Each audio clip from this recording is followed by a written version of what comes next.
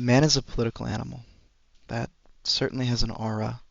In Aristotle's monolithic body of work, this claim probably best exemplifies his belief in the natural formation of the polis and in his naturally political state of nature. If you didn't know what any of that meant, I promise you you will. Just hang tight.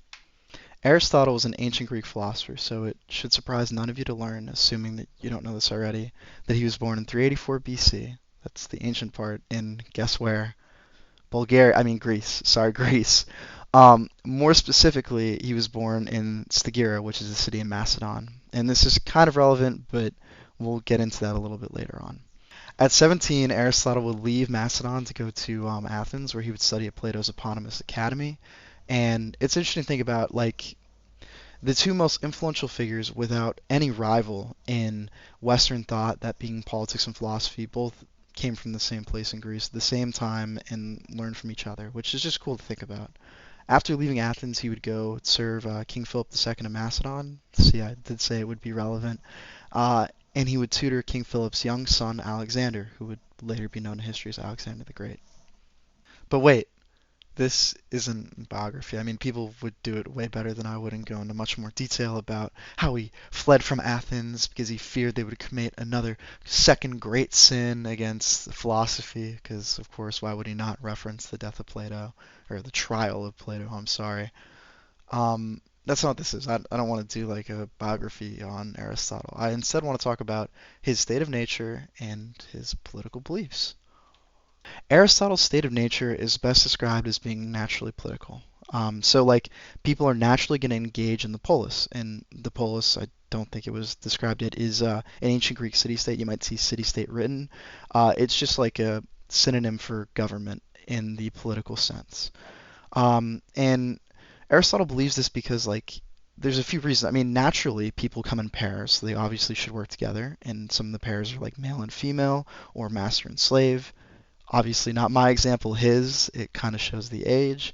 Um, and chiefly because humans can communicate. We have the ability to talk, and when we talk, we create laws, and the lawmakers create the Constitution. The Constitution is the basis of the polis, which at the end of the day, the Constitution should lead to having these citizens create, well, having the citizens have a good and happy life is kind of the goal of the polis in Aristotle's view. Um, and really, he believes that people are naturally political because people are not self-sufficient. Without the polis, people cannot exist. People do not do well in isolation. I mean, you can see that. I mean, solitary is a punishment in prison for a reason, right? People want to be around other people. So if you think about it as like a chicken and an egg, and this is kind of an argument, I guess, in different states of nature, but the idea that, what comes first, people or civilization, and in Aristotle's mind, the polis or civilization comes before people because without civilization, people cannot exist. So that's really all his state of nature is just that it's people that communicate and work together to create, well, to create a constitution that defines a polis, and the polis has the end goal of being happy. And it's the lawmakers who create the constitution and the politicians who enact it and basically continue the civilization.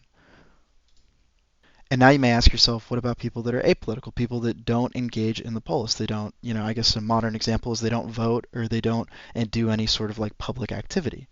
And in Aristotle's mind, those people are either subhuman or superhuman, more likely falling into the former rather than the latter.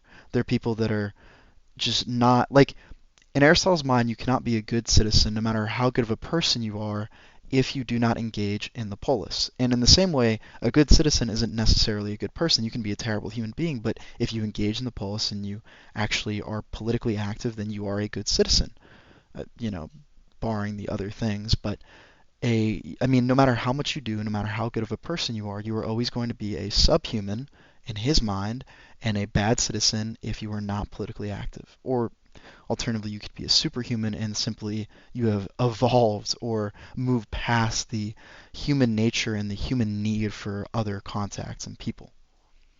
I just want to say thank you for watching. This took a lot longer to edit than you would think it did. And I don't know. I want to do more of these. I had a fun time. So have a good day, night, whatever. I mean, it's not the Truman Show, so I'm not going to wave and say goodbye, but just thank you for watching.